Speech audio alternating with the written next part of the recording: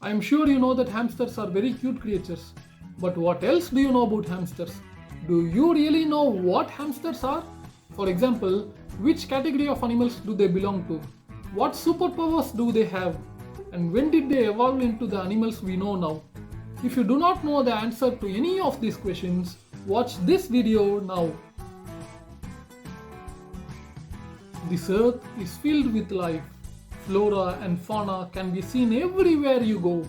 From the highest mountains to the deepest trenches, life can be found everywhere.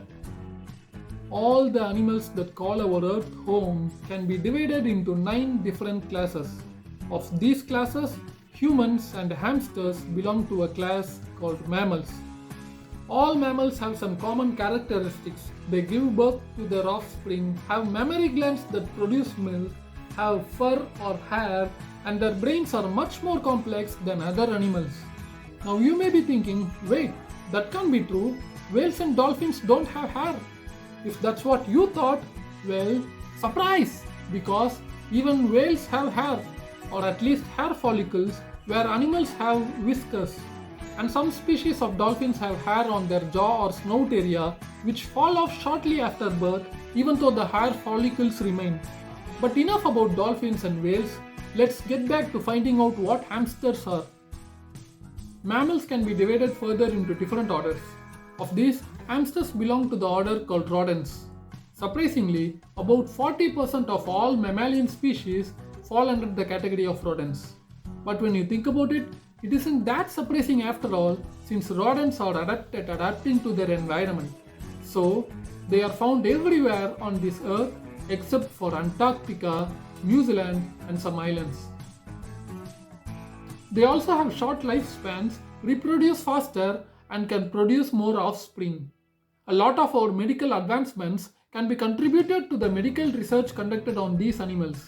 Like mammals, rodents also have some common characteristics. They have short legs, long tails, and are robust. But their most striking feature is their long incisors, which are their front teeth that keep growing until they die. So they must wear them out by gnawing food, creating burrows, etc. If not, these incisors can grow and pierce their skull. Wearing out also makes their incisors sharp. Besides sharp incisors, rodents also have excellent senses of vision, smell, and hearing. Some rodents even have enlarged eyes to be able to see in the dark.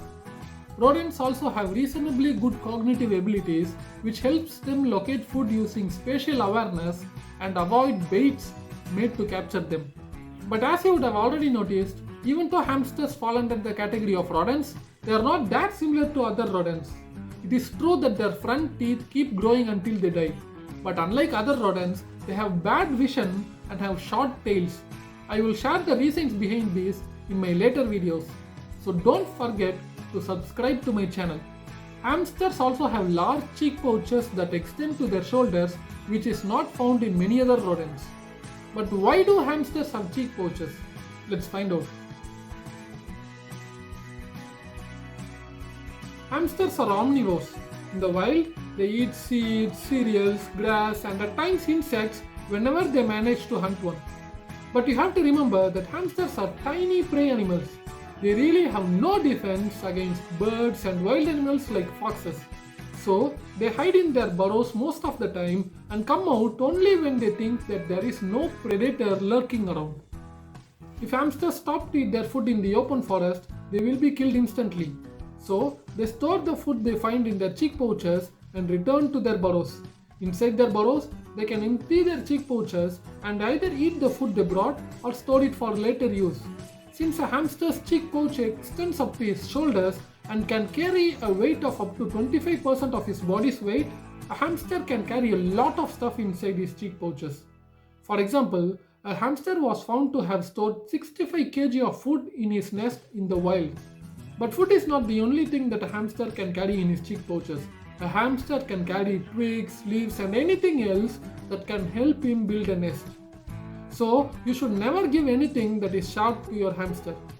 That's why I always cut out the sharp edges of food items like sunflower seeds before giving it to my hamster. If not, the sharp edges can damage or injure his cheek pouches and cause an abscess. During the day, forest will be full of wild animals searching for their prey. But at night, it can become eerily quiet since most animals would have gone back to sleep by then. That is why small prey animals like rats, hamsters, etc. have evolved to become nocturnal so that they wouldn't have to face the threat of wild animals chasing after them. But not all hamsters are nocturnal. Do you know why? Well, when you think about it, hamsters are not the only animals that are nocturnal, are they? Big cats like leopards, lion, etc. and also some birds of prey like owls can be nocturnal. So, many hamsters have evolved to become crepuscular, that is, they are active during the twilight hours of dawn and dusk when most animals would either be going to sleep or would be waking up. So, the forest would mostly be empty at this time. Therefore, if you buy a hamster, you can either be nocturnal or crepuscular. If you are an early bird who wakes up early and goes to bed early, you may not get much time to spend with your hamster. This is something you have to consider before buying a hamster. By analyzing fossils, scientists have concluded that the earliest ancestors of hamsters lived in Europe and North Africa 11.2 to 16.4 million years ago. For example, a distant relative of the common hamster of Eurasia, also known as the European hamster, lived during this era. In Asia, however, the evolution of hamsters began pretty late, just about 6 to 11 million years ago. But even though hamsters have existed on this earth for such a long time, they went unnoticed for most part of their history. For example, dogs were domesticated 14,000 to 29,000 years ago. Cats were domesticated 10,000 to 12,000 years ago. But hamsters were not even discovered just about until 225 years ago. And they were domesticated even later, that is about 90 years ago. The story of how hamsters were domesticated is a very interesting one, but I will talk about this in a later video, so don't forget to subscribe to my channel. Pet hamsters can live for 2 to 4 years if they are provided with a suitable habitat, healthy diet, and proper care. But wild hamsters do not live that long because of environmental conditions, the presence of predators, and a lack of nutrients. For example, the population of the European hamster, which is commonly found in the wild in Europe, has been on a steady decline for the past few years. Even though it has not been listed as an endangered species, it has disappeared from about 75% of its habitat in Eastern and Central Europe and could very well be the fastest disappearing mammal in Eurasia. But what happened? What caused this steady decline? Well, several factors could have contributed to this effect. European hamsters build burrows near agricultural fields, so they are often considered agricultural pests and are killed. They are also hunted for their fur. For a long time, people thought these are the reasons behind the population decline. However, the real reason would be something completely different. As I explained before, European hamsters build their burrows near agricultural fields. They eat cereals, nuts, seeds, and at times insects. But what happened was that agricultural fields were replaced by cornfields. So hamsters were now forced to eat just corn and at times earthworms. Even though corn is itself not lacking in any nutrients, it can bind to vitamin B3, thereby preventing the body from absorbing it. When pet hamsters were fed a similar diet, they were found to eat their own babies, probably to compensate for the lack of vitamin B3.